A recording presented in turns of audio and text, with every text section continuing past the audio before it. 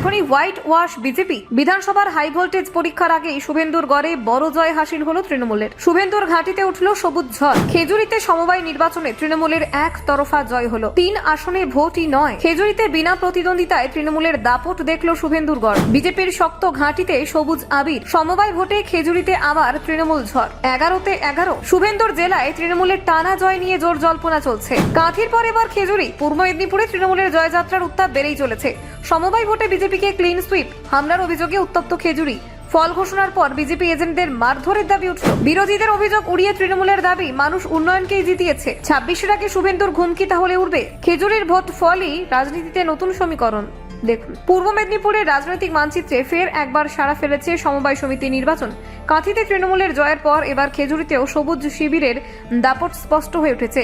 26-এর বিধানসভা নির্বাচনের আগেই জয়কে তৃণমূল স্বাভাবিকভাবেই বড় রাজনৈতিক বার্তা হিসেবে দেখছে।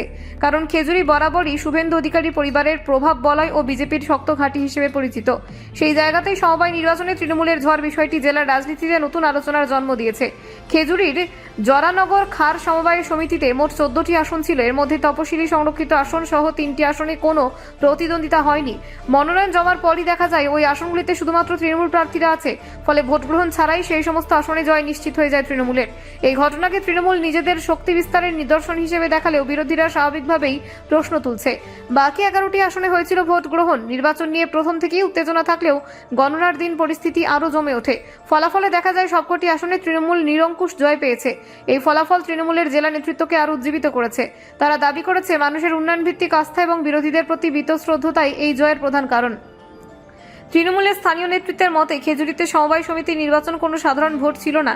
এখানে বহু বছর ধরে বিজেপি এবং অধিকারী পরিবারের প্রভাব ছিল। তাই সেই জায়গায় সব আসনে তৃণমূলের জয়ে রাজনৈতিক বাতাসের পরিবর্তনের ইঙ্গিত দিচ্ছে। তাদের দাবি শুভেন্দু অধিকারীর প্রভাব এলাকা ধরে রাখতে বারবার প্রচার করলেও মানুষ উন্নয়নের পক্ষে রায় দিয়েছেন। অন্যদিকে বিজেপির বক্তব্য সম্পূর্ণ ভিন্ন। দলটির দাবি তৃণমূল পরিকল্পিতভাবে তাদের এজেন্টদের ভয় দেখিয়েছে এবং নানানভাবে প্রতিদ্বন্দ্বীদের গতিবিধি নিয়ন্ত্রণ করেছে। ভোটের ফল প্রকাশের পর গণনা কেন্দ্র থেকে বাড়ি ফেরার পথে বিজেপির এজেন্টদের মারধর করা হয়েছে বলে অভিযোগ করেছে তারা। আহত 3 জনের চিকিৎসা চলছে বলে দলীয় সূত্রে খবর। বিজেপির অভিযোগ তৃণমূল আশ্রিত দুষ্কৃতীদের হামলা গণতন্ত্রকে কলঙ্কিত করছে। তাদের দাবি নির্বাচনে জনগণের মতামতকে প্রভাবিত করার জন্য নানান চাপ সৃষ্টি করা হয়। তৃণমূল এই অভিযোগ উড়িয়ে দিয়ে বলছে বিজেপি হারের লজ্জা ঢাকতে মিথ্যে গল্প তৈরি করছে। পুরো নির্বাচন শান্তিপূর্ণভাবে হয়েছে এবং মানুষ গণতান্ত্রিকভাবে তৃণমূলকে সমর্থন জানিয়েছেন। এই ফলাফলের পর রাজনৈতিক মহলে আলোচনা শুরু হয়েছে। খেজুরির এই জয় কি শুভেন্দু অধিকারীর শক্ত ভিত্তি নাড়িয়ে দেওয়ার সংকেত? কারণ সমবায় নির্বাচনে সাধারণভাবে ছোট হলেও স্থানীয় রাজনৈতিক মাত্রায় এর গুরুত্ব কিন্তু অনেক বেশি। এই ফলাফল ভবিষ্যৎ ভোট প্রবণতার দিশাও দেখাতে পারে বলে মনে করছেন পর্যবেক্ষকরা। এতদিন খেজুরি ছিল বিজেপির প্রভাব বলয়, সেখানে তৃণমূলের এমন একতরফা জয় রাজনৈতিক সমীকরণে স্পষ্ট পরিবর্তন ঘটাচ্ছে। স্থানীয়রা বলছেন গ্রামে গ্রামে তৃণমূলের সংগঠন কাঠামো শক্তিশালী হওয়ায় বিরোধীরা ধীরে ধীরে প্রভাব হারাচ্ছে। অন্যদিকে বিজেপির দাবি জনতা নয়, তৃণমূলের ভীতি প্রদর্শনী তাদের ভোট ব্যাংকে প্রভাব ফেলছে।